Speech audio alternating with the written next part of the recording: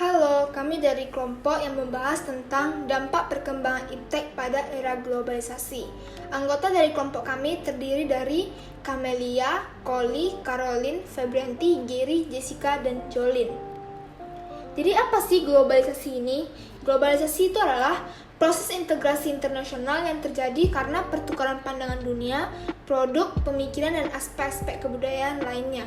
Kemajuan infrastruktur transportasi dan telekomunikasi, termasuk kemunculan telegraf dan internet, merupakan faktor utama dalam globalisasi yang semakin mendorong saling ketergantungan atau yang disebut interdependensi aktivitas ekonomi dan budaya.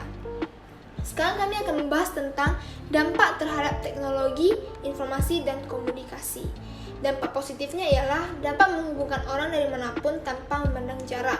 Yang kedua, penyebaran informasi akan lebih cepat jika dikirim pada suatu hari, informasi itu akan langsung tersebar. Yang ketiga, munculnya media sosial yang dapat membuat manusia bersosialisasi walaupun tidak bertatap muka. Yang keempat, mendorong kemajuan dunia pendidikan dalam hal pembagian informasi dan pembelajaran online.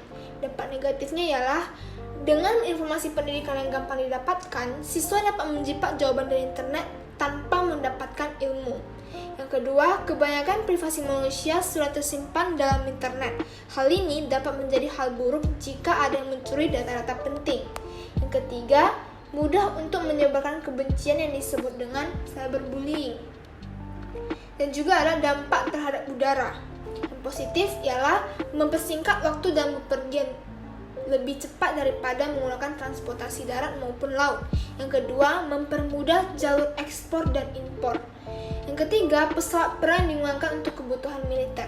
Dampak negatifnya ialah menyebabkan pencemaran udara dan suara, bisa disalahgunakan seperti kasus pilot Airbus Sawana yang dilarang terbang karena alasan medis menerbangkan ATR-42 tanpa izin dan mengancam akan menabrakkan pesawat dan dia melakukannya. Yang ketiga, kecelakaan yang disebabkan pesawat lebih fatal. Yang keempat, memakai banyak bahan bakar. Selain dari dampak terhadap udara, ada juga dampak terhadap laut. Yang pertama, dampak positifnya ialah mempermudah jalur impor dan ekspor barang. Yang kedua, kapal selam yang bisa digunakan ilmuwan untuk meneliti bagian bawah dasar laut dan biota laut. Yang ketiga, kapal ro-ro yang digunakan untuk mengangkut kendaraan seperti mobil, motor, dan lain-lain. Yang keempat, kapal perang yang digunakan untuk kepentingan militer atau angkatan senjata.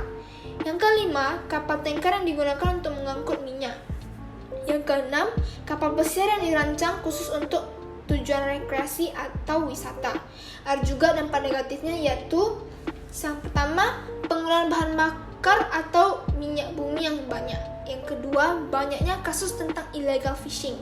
Yang ketiga, banyaknya biota laut yang disebabkan oleh manusia karena melakukan bom laut.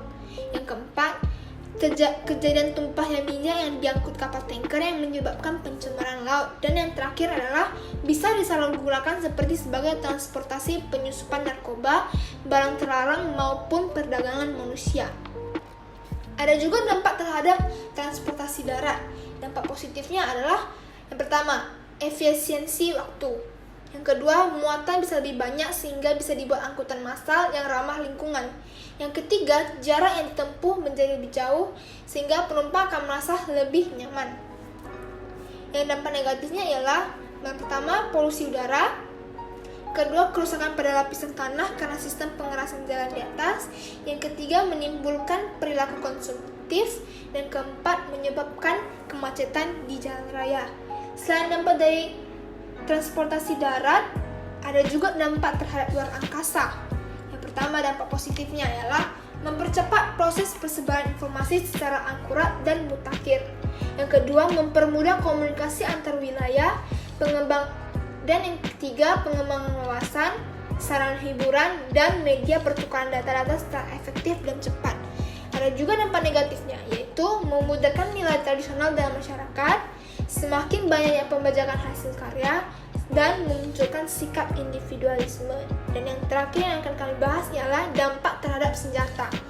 Dampak positifnya adalah karena adanya rasa iri di antara negara-negara yang berseteru, masing-masing negara mulai meningkatkan persenjataannya. Mereka melakukan hal ini agar tidak kalah dengan negara besar. Dengan begitu, persaingan senjata semakin maju dan berkembang pesat. Itu semua memacu tiap negara untuk terus mengembangkan pertahanan negaranya masing-masing. Dan dampak negatifnya ialah masyarakat di dunia mengalami ketakutan yang luar biasa akan adanya kemungkinan perang nuklir yang sebenarnya. Akibat yang ditimbulkan senjata modern dan canggih bisa lebih menimbulkan kerusakan dan kerugian lebih besar atau korban yang jauh lebih banyak jumlahnya ketimbang dengan senjata konvensional. Juga karena dengan itu korban yang dibunuh dapat lebih banyak daripada perang tradisional. Senjata modern dan canggih juga bisa membuat beberapa negara merasa sangat kuat dan ingin menguasai atau memaksakan kehendak pada negara lain.